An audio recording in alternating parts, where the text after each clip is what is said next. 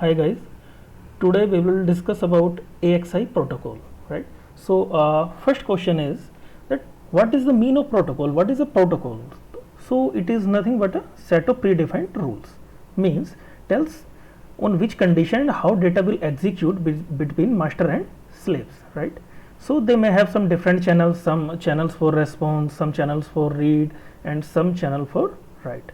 As we know, because we are interacting with the memory, right, known as slave, as I mentioned over here. So the memory can perform only two operations, either we can read or write. So what is AXI? Actually it is a product of ARM company, and it is comes under AMBA bus protocols. AMBA stands for Advanced Microcontroller Bus Architecture, and means of AXI is Advanced Extensible Interface, right? So this is our basic block diagram. This is our core may be some like processor, and here is our slave or memory. So if we want to read or write from core to over here, our slave or memory, so we need some protocol over here. So here is AXI, right? So using AXI we can communicate with the memory, right? So let's see. So there are some silent feature of AXI, like 5 separate channels for communication. Actually 3 channels is dedicated for write operations, and 2 channel is for read operation. Okay, next is support out of order transactions. Actually there is some signal called ID. So using ID, the advantage of that signal is we can also supports for out of order transaction, right? Like another feature is burst based transaction. What is the mean of that?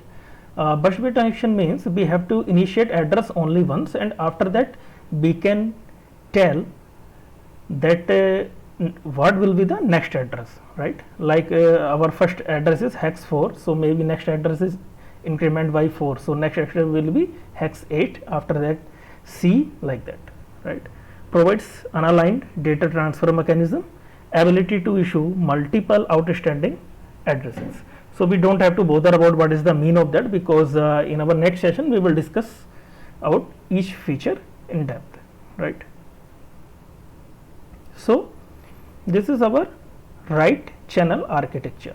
So in this figure we can see that there is something called master interface, and here is our slave interface. So in write channel architecture there are 3 channels: first channel, second channel, and third channel. So first channel will initiate the information regarding the address and control. What is the mean of that?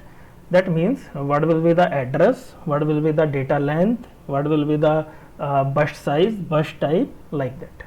So these all information consist in this phase, address and control.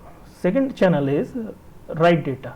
So suppose we mentioned we already mentioned that our initial address is hex 4. So what we want to write on that memory location, so we will send the write data over here, right, using this channel towards the slave, as we can show the arrow direction, right? And when we provide address and control information and write data information, after that slave have to send some response towards master to tell that it's okay, I received that data, right? So the direction will be towards the master interface, as we can see the direction of this arrow. So as I told previously, this write channel consists 3 sub channels: write address channel, write data channel, and write response channel. And each channel have their handshaking mechanism. I will tell you what will the means of handshaking mechanism. So the signal is AW valid and AW ready, right? If I remove this word AW, so in simply the signal name is valid and ready. These 2 signals are responsible for handshaking mechanism, right? So here valid signal initiated by master and ready signal is initiated by slave. So what is the mean of that handshaking? So like in this diagram, as we can see, before executing this thing, address phase or write data and also response. So first of all, we need to tell to the slave that we are going to initiate a transfer. So by putting this signal, valid signal high, we will indicate to the slave that that master is going to transfer some information. And when suppose slave may be busy or disabled, when a slave provide a signal called ready signal, insert high, so that slave will tell, yes, I am ready, you can initiate the transfer. So for each channel, for address and control channel, for write data channel, for response channel, they have some individual their handshaking mechanism. In write channel, valid is initiated by master and ready will initiated by slave. But in response channel, valid is initiated by slave and ready is initiated by master. What is the mean of that? While master already complete some write operations inside the slave, so after that slave has to give the response to the master. So before giving the response to the master, it will insert valid signal to tell, yes, I am that I am ready, and asking to the master if you are ready to take the signal. So master will put be ready signal to high, and after that this information write response will initiated by the slave towards master, like right. After that, this is for read channel architecture. It has only two phases. One phase is dedicated for address and control information, same as above, and this is read data, what we are going to read from slave to master, right.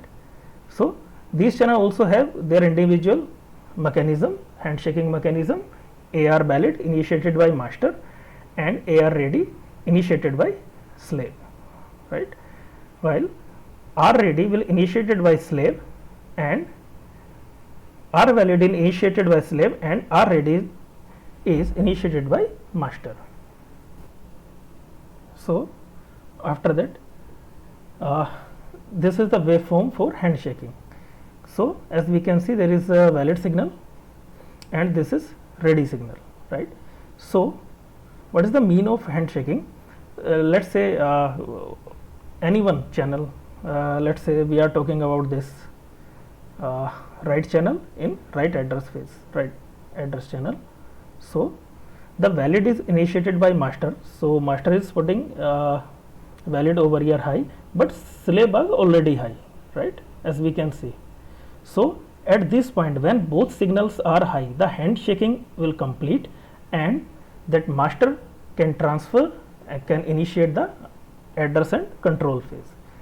And in this case, as you can see, the ready signal is high over here from this point and valid is already high at this point. So we don't have to bother about it. We only have to find that at which posage of clock both signals are high. So we can see at this posage of clock both signals ready and valid are high. So again this will complete our handshaking and we can initiate the address and control information. So that's all about part 1 of AXI, and in our next session we will discuss about some silent features as I mentioned over here.